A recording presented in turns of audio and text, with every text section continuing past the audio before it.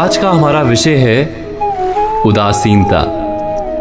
उदासीनता हृदय का ऐसा भाव है जहां हमें किसी बात में रुचि नहीं रहती। हम कोई कार्य करने के लिए उत्साहित नहीं होते। उदासीनता जब एक सीमा से बढ़ जाती है तो मन का रोग बन जाती है। मनुष्य जीवन से अधिक मृत्यु को पसंद करने लगता है।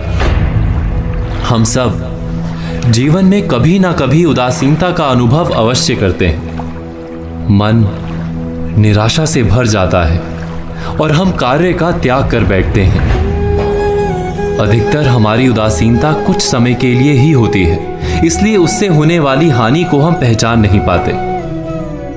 किंतु उदासीनता धीरे धीरे आदत का रूप धारण कर लेती है और हम बार बार उदासीनता के कारण हाथ में लिए कार्य अधूरे छोड़ देते हैं। क्या हमारे सबके साथ ऐसा नहीं होता? तो वास्तव में उदासीनता क्या है? इसका जन्म कहां से होता है? इससे छूटने का उपाय क्या है?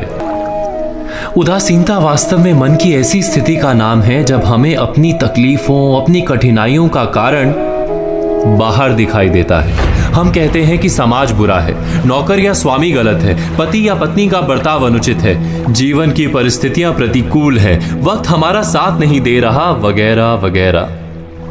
और जब दुख का कारण बाहर होता है तो उसको बदलने का हमारे पास कोई मार्ग नहीं होता। क्या ये सत्य नहीं?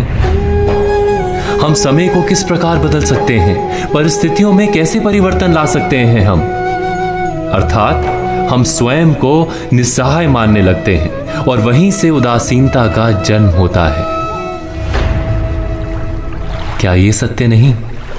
प्रश्न ये है कि क्या हमारी सारी विपदाओं का कारण बाहर है या स्वयं हमारे भीतर है? क्या हमारी सारी विपत्तियां, हमारे बुरे हालात क्या दूसरों के कारण है?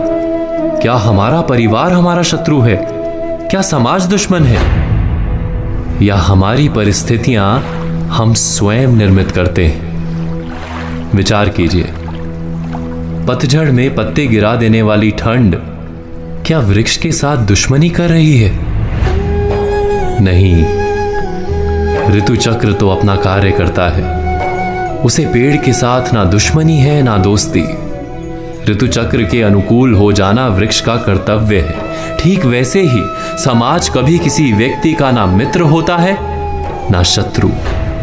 समाज को जिससे लाभ मिलता है, समाज उसका मित्र बन जाता है। अर्थात समाज प्रतिकूल तब बनता है जब हम समाज के प्रतिकूल बनते हैं। वैसा ही व्यक्तियों के बीच में भी होता है। हम जिसे प्रेम करते हैं वो हमें प्रेम देता है, हम जिसे लाभ देते हैं वो हमें लाभ देता है। हमारे हालात बदलने के लिए हमें स्वयं अपने आप में परिवर्तन करना पड़ता है। इतना समझ लेने पर स्वयं में परिवर्तन करना कठिन नहीं।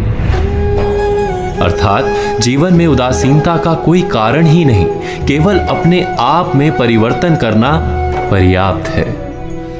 अवश्य विचार कीजिएगा, चिंतन कीजिएगा, मनन कीजिएगा।